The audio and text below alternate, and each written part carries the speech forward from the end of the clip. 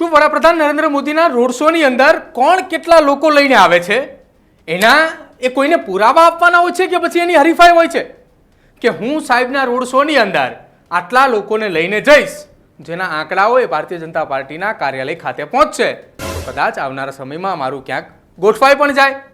આવું હું નથી કહી રહ્યો, આવું રાજ્યના પૂર્વ ગૃહ રાજ્યમંત્રી પ્રદીપસિંહ જાડેજાએ સોશિયલ મીડિયાના માધ્યમથી એક પોસ્ટ કરી છે. એટલા માટે આ સવાલ થઈ રહ્યો છે.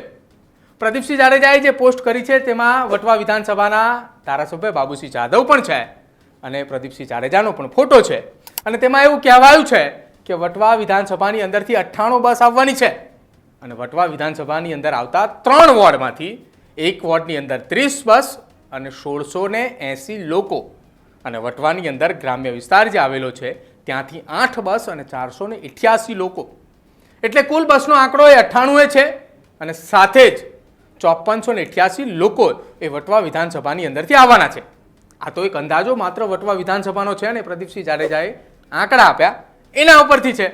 હવે જોવાનું રહેશે કે આ બસનો ખર્ચ એ કોણ ભોગવશે, પ્રદીપસિંહ જાડેજા કે પછી અમદાવાદ મનપા.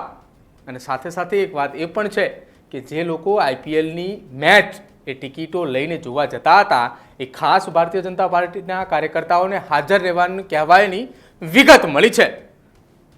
તમને પણ મળી છે? આ તો સોશિયલ મીડિયાની અંદર ચર્ચાઓ છે એટલા માટે પૂછ્યું. કહેતા નહીં હો પાછા કોઈને કે ગુજરાતની અંદર આવા પણ ટાર્ગેટો આપવામાં આવે છે.